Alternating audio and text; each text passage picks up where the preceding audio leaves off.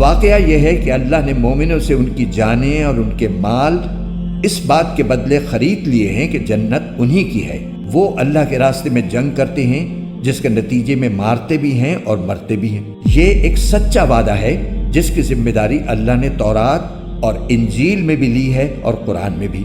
اور کون ہے جو اللہ سے زیادہ اپنے عہد کو پورا کرنے والا ہو؟ لہٰذا اپنے اس سودے پر خوشی مناؤ جو تم نے اللہ سے کر لیا ہے، اور یہی بڑی زبردست کامیابی ہے۔ جنہوں نے یہ کامیاب سودا کیا ہے وہ کون ہیں؟ توبہ کرنے والے، اللہ کی بندگی کرنے والے، اس کی حمد کرنے والے، روزے رکھنے والے، رکوع میں جھکنے والے، سجدے گزارنے والے، نیکی کی تلقین کرنے والے اور برائی سے روکنے والے، اور اللہ کی قائم کی ہوئی حدوں کی حفاظت کرنے والے۔ اے پیغمبر، ایسے مومنوں کو خوشخبری دے دو۔ یہ بات نہ تو نبی کو زیب دیتی ہے اور نہ دوسرے مومنوں کو کہ وہ مشرکین کے لیے مغفرت کی دعا کریں، چاہے وہ رشتہ دار ہی کیوں نہ ہوں، جبکہ ان پر یہ بات پوری طرح واضح ہو چکی ہے کہ وہ دوزخی لوگ ہیں۔ اور ابراہیم نے اپنے باپ کے لیے جو مغفرت کی دعا مانگی تھی اس کی وجہ اس کے سوا کچھ نہیں تھی کہ انہوں نے اس باپ سے ایک وعدہ کر لیا تھا۔ پھر جب ان پر یہ بات واضح ہو گئی کہ وہ اللہ کا دشمن ہے تو وہ اس سے دستبردار ہو گئے۔ حقیقت یہ ہے کہ ابراہیم بڑی آہیں بھرنے والے بڑے بردبار تھے، اور اللہ ایسا نہیں ہے کہ کسی قوم کو ہدایت دینے کے بعد گمراہ کر دے جب تک اس نے ان پر یہ بات واضح نہ کر دی ہو کہ انہیں کن باتوں سے بچنا ہے۔ یقین رکھو کہ اللہ ہر چیز کو خوب جانتا ہے۔ یقیناً اللہ ہی ہے جس کے قبضے میں سارے آسمانوں اور زمین کی سلطنت ہے۔ وہ زندگی بھی دیتا ہے اور موت بھی، اور اللہ کے سوا تمہارا نہ کوئی رکھوالا ہے نہ مددگار۔ حقیقت یہ ہے کہ اللہ نے رحمت کی نظر فرمائی ہے نبی پر اور ان مہاجرین اور انصار پر جنہوں نے ایسی مشکل کی گھڑی میں نبی کا ساتھ دیا جبکہ قریب تھا کہ ان میں سے ایک گروہ کے دل ڈگمگا جائیں۔ پھر اللہ نے ان کے حال پر توجہ فرمائی، یقیناً وہ ان کے لیے بہت شفیق بڑا مہربان ہے۔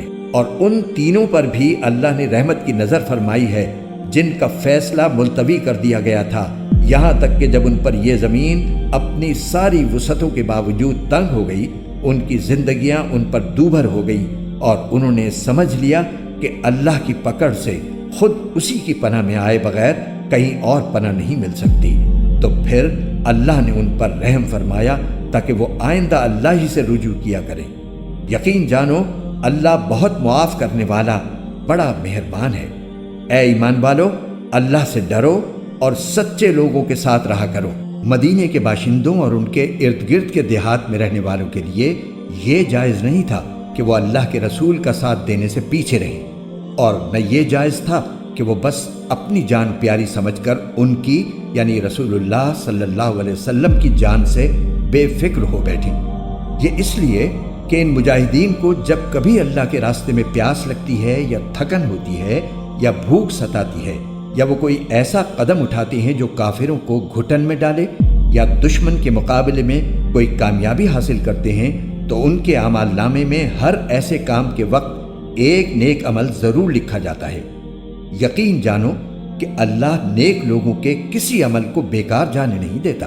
نیز وہ جو کچھ اللہ کے راستے میں خرچ کرتے ہیں، چاہے وہ خرچ چھوٹا ہو یا بڑا، اور جس کسی وادی کو وہ پار کرتے ہیں اس سب کو ان کے اعمال نامے میں نیکی کے طور پر لکھا جاتا ہے، تاکہ اللہ انہیں ہر ایسے عمل پر وہ جزا دے جو ان کے بہترین اعمال کے لیے مقرر ہے۔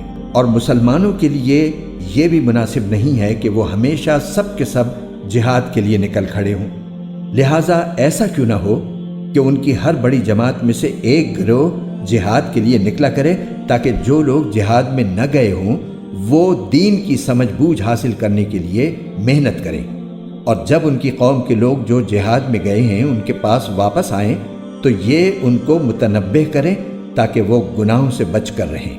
اے ایمان والو، ان کافروں سے لڑو جو تم سے قریب ہیں، اور ہونا یہ چاہیے کہ وہ تمہارے اندر سختی محسوس کریں، اور یقین رکھو کہ اللہ متقیوں کے ساتھ ہے۔ اور جب کبھی کوئی سورت نازل کی جاتی ہے تو انہی منافقین میں وہ لوگ ہیں جو کہتے ہیں کہ اس سورت نے تم میں سے کس کے ایمان میں اضافہ کیا ہے۔ اب جہاں تک ان لوگوں کا تعلق ہے جو واقعی ایمان لائے ہیں، ان کے ایمان میں تو اس صورت نے واقعی اضافہ کیا ہے اور وہ اس پر خوش ہوتے ہیں۔ رہے وہ لوگ جن کے دلوں میں روگ ہے تو اس صورت نے ان کی گندگی میں کچھ اور گندگی کا اضافہ کر دیا ہے اور ان کو موت بھی کفر ہی کی حالت میں آتی ہے۔ کیا یہ لوگ دیکھتے نہیں کہ وہ ہر سال 1-2 مرتبہ کسی آزمائش میں مبتلا ہوتے ہیں، پھر بھی نہ وہ توبہ کرتے ہیں اور نہ کوئی سبق حاصل کرتے ہیں، اور جب کبھی کوئی صورت نازل ہوتی ہے تو یہ ایک دوسرے کی طرف دیکھتے ہیں اور اشاروں میں ایک دوسرے سے کہتے ہیں کہ کیا کوئی تمہیں دیکھ تو نہیں رہا، پھر وہاں سے اٹھ کر چلے جاتے ہیں۔